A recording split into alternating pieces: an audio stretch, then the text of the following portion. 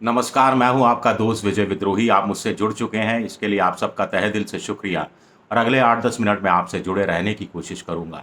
तो राहुल गांधी के बयान, ये राहुल गांधी के संसद में दिए गए भाषण के बाद जिस तरह की आशंका व्यक्त की जा रही थी, वो आशंका वाक़ई में सच साबित हुई है। राहुल गांधी के बयानों का कुछ हिस्सा उड़ा दिया गया है, 35 सेकंड का एक महत्वपूर्ण हिस्सा एक उड़ा दिया गया है।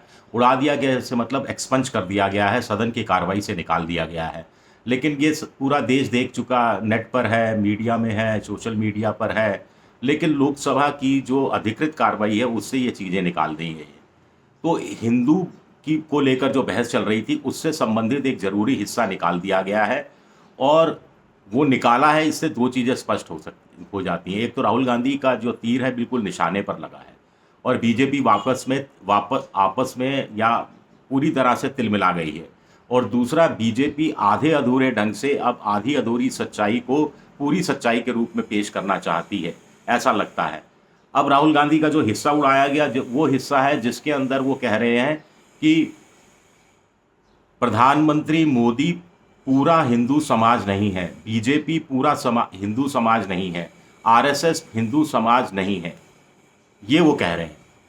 अब संसद की कार्रवाई से वो शब्द निकाले जाते हैं, वो अमर्यादित हो, असंसदीय हो, अपमानजनक हो और डिफेमेटरी हो, इस तरह की चीज़ें। लेकिन क्या ये कहना कि प्रधानमंत्री नरेंद्र मोदी पूरा हिंदू समाज नहीं है, बीजेपी पूरा हिंदू समाज नहीं है, आरएसएस पूरा हिंदू समाज नहीं है, ये क्या असंसदीय है, अनपार्लियामेंट्री है, अमर्यादित है, अपमानजनक है? ये समझ से परे है। अब हुआ ये कि अब आगे कोई 10-15 साल बाद जो बहस जाएगा, रिकॉर्ड देखेगा, उसको पता लगेगा कि राहुल गांधी ने लोकसभा में कहा, ये जो खुद को हिंदू कहते हैं, ये नफ़रत और झूठ फैलाते हैं, हिंसा फैलाते हैं। इशारा उनका साफ तौर पर वीडियो में बीजेपी के नेताओं की तरफ था, ट्रेजरी बेंचेस की तरफ था।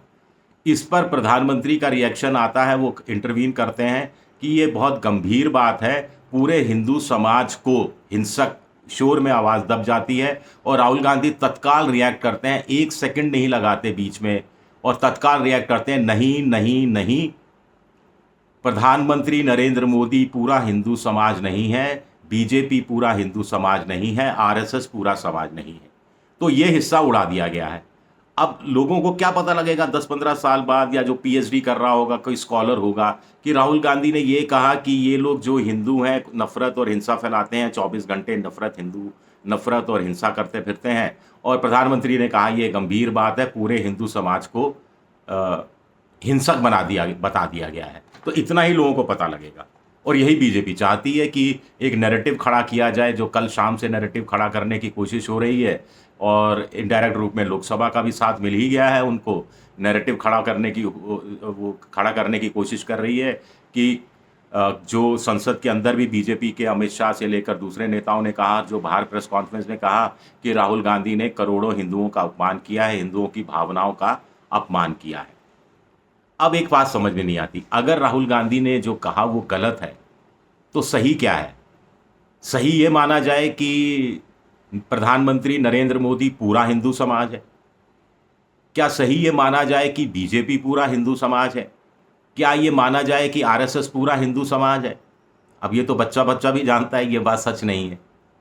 अगर सच होता तो बीजेपी को सिर्फ 36% वोट क्यों मिलता? इस देश में 80% हिंदू है और अगर पूरा हिंदू समाज मोदी है, पूरा हिंदू समाज बीजेपी है, पूरा हिंदू समाज आरएसएस है, तो बीजेपी को 36% वोट नहीं मिलना चाहिए। कायदे से करीब 98 करोड़ वोटर थे, जिसमें से 64 करोड़ लोगों ने वोट दिया। इस 64 करोड़ में से 80% से ज़्यादा हिंदू रहे होंगे और बीजेपी को 36% से ज़्यादा वोट नहीं मिलता है। तो आप अंदाज़ा लगा सकते हैं, कुल मिलाकर जो 80% हिंदू है, उसका आधे से ज़्यादा लोगों ने बीजेपी को वोट नहीं दिया। आधे से ज़्यादा ने।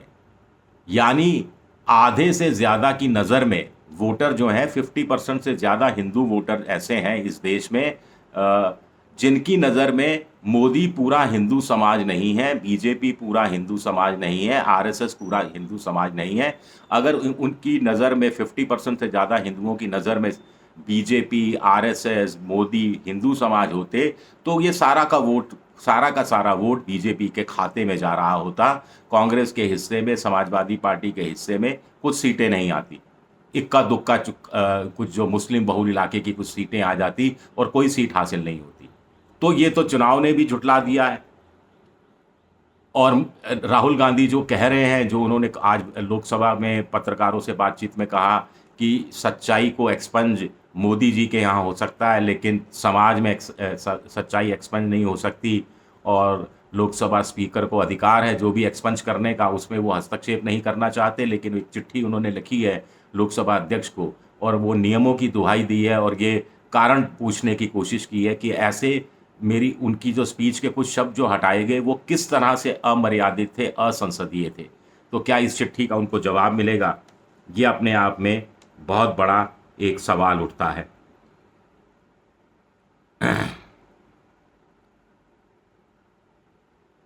अब एक तरफ तो देखिए, बीजेपी कह रही है कि राहुल गांधी ने करोड़ों हिंदुओं का अपमान किया।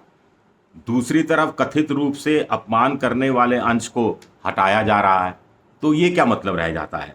प्रधानमंत्री के रिएक्शन को भी रखा गया है, और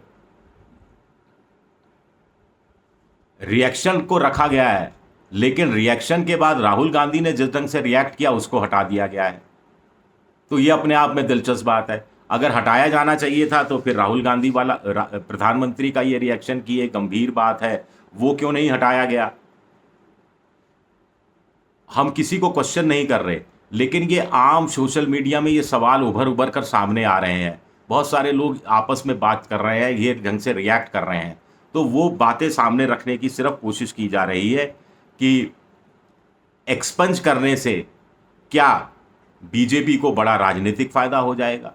राहुल गांधी ने जो हिंदू पिच पर जाकर बैटिंग करने की कोशिश की और छक्का मारने की कोशिश की, उससे बीजेपी को क्या वाकई में नुकसान होगा, या बीजेपी संसद से सड़क तक अब राजनीति करेगी और राहुल गांधी को एंटी हिंदू साबित करने की कोशिश करेगी?